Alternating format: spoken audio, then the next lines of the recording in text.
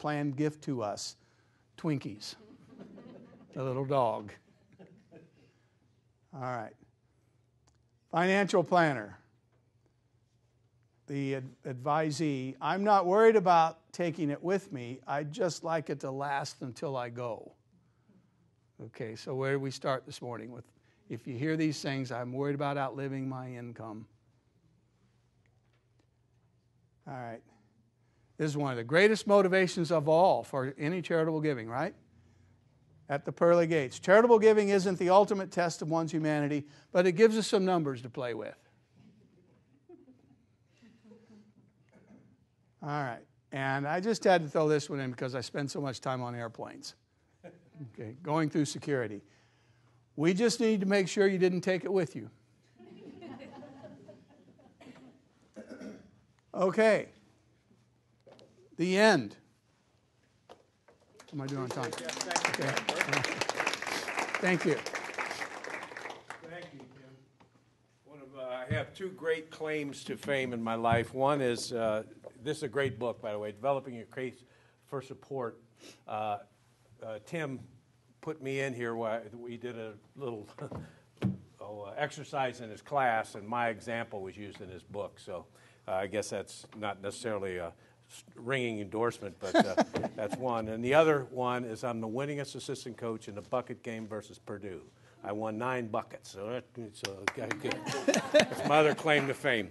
A couple of things. If you go to our website, there is language for our gifts, particularly a bequest. Simple bequest doesn't take but a short paragraph, but it's on our website, as well as a number of financial planners in the community. If you have questions, John's Herlo is, there's John. John's, of course, is one that really is supportive of the foundation and works with us as well. And John's on there, a number of other financial planners. So if you have questions, they can help you with. We're going to take a short break. Of course, the restrooms, like I say, are down the hall. Brian Yaley is going to be up next, and then we'll have our board that we're going to have questions. Again, those sheets are on the table. If you have any questions that you'd like to ask regarding planned giving when that time comes, please, and I'll pick those up, and we'll use those for our board. Thank you, and we'll meet in about 5 minutes. We'll go ahead and get ready to get going with session 2 here. The next gentleman, I think many of you know, he lives here in Bloomington, and good man, Brian Yaley. He serves as the Executive Director of Planned Giving Services for the IU Foundation. He's a member and past president of Hoosier Hills Estate Planning Council and a member of the Board of Directors for the Community Foundation of Bloomington, Monroe County. He oversees the staff of planned giving attorneys for the Indiana University and has valuable experience working with both the private sector as an attorney and now in the public sector planned giving. And it is a pleasure to introduce a good friend, excellent golfer, good man, Brian Yaley. You know, actually, it's funny you mentioned golf because I played golf yesterday for the first time this year. And my son's 7 years old, and he and I were watching the Masters this past week. Actually, I made my first trip to the Masters and last week, and we got back and we were watching the final round, and you know, he's watching the leaderboard, and I don't know if you follow golf, but the guy who won this year set the record for the lowest score, right? So he was 18 under par. So I get back, and my son says, "Dad, how'd you do?"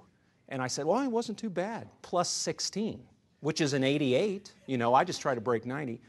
And he was appalled, you know, like, what? So I said, you know, it's a little bit different for us non-professionals. But so I don't know if a wonderful golfer should be part of the introduction. But well, thank you very much for being here. And Jim and Tina, thanks for inviting me. It's kind of hard to follow Dr. Seiler, especially when I made the mistake of trying to put some witty comics in my presentation. And they're not nearly as funny as his, so bear with me. So I've been at the IU Foundation now 10 years. I went to business school and law school here in Bloomington, and then was in private practice in Chicago for 6 years. I never, ever thought I would get into this field, ever. In business school and law school, if you looked at my transcripts, I avoided tax like the plague. I thought I hated it. I only took the required courses, but it's ended up proving to be a wonderful career. And I like it because it brings in elements of fundraising and philanthropy, but also with just enough technical knowledge, which I like to have on a daily basis. I'm going to try to keep the technical stuff somewhat cursory, but we can definitely drill down. Actually, there's a lot of overlap between my presentation and Dr. Seiler's. So if you want to get into the numbers and we want to talk about some intense tax concepts, I'm ready, but just know that that's not kind of what I had planned for this group today. Okay, so my first attempt at witty humor here. So I'm sort of obsessed with trying to, find different depictions and definitions of gift planning. People always say, I'll meet with law students or whatever, and they'll say, what do you do? What is gift planning? Well, I think to a certain extent, this kind of gives you an idea of what gift planning is. So let me see if I can do this here. So I'll just point. We start with a donor here. We have to get through procrastination pit, right? I mean, that's a definite hurdle to overcome in the beginning. Kind of go around, maybe a year or two later, all of a sudden you get, you have to address family issues, bog, incomplete financial advice falls, not knowing which pocket to give from. So you get the idea. There are some challenges along the way. I'll point out that the time horizon for planned gifts, it's very different than annual giving, obviously. We did a study a while back just at the IU Foundation, and it usually takes about 13 to 15 years. Now, of course, there are exceptions, but 13 to 15 years from a donor's first interaction with your nonprofit to the point where they're even ready to begin some sort of planned giving discussion. A lot of times that horizon is much longer. So you're sort of in it for the long haul by definition with this stuff. But the key is this. I'm going to mention the word legacy multiple times today.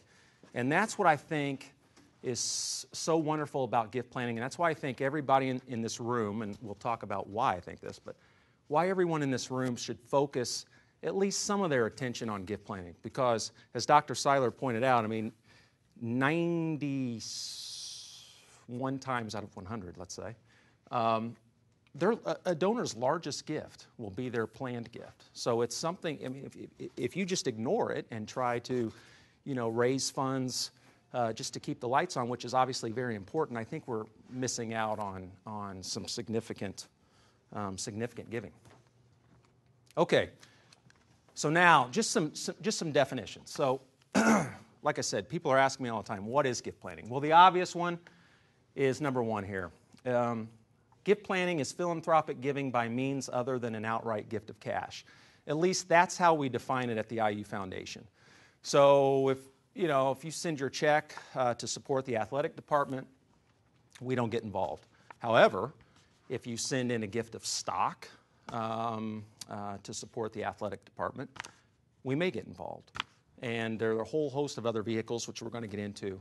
But basically anything beyond a gift of cash would be sort of the quick and easy definition. But that doesn't really tell you anything, right? That's just kind of is what it is. So a little bit better is definition 2 here, and for those of you who can't read it.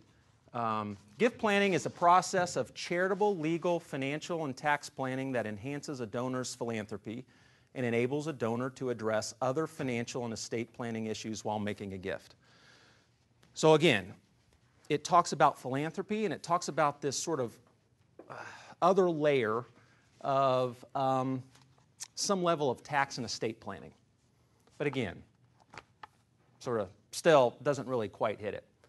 So this is number 3 here is a definition which I think kind of captures the essence of what we're talking about today, and I think why Jim put together this 2-day conference, and that is gift planning is a method of supporting nonprofits and charities that enables donors to make gifts that they previously thought impossible. And that's what we see time and time again at the Indiana University Foundation is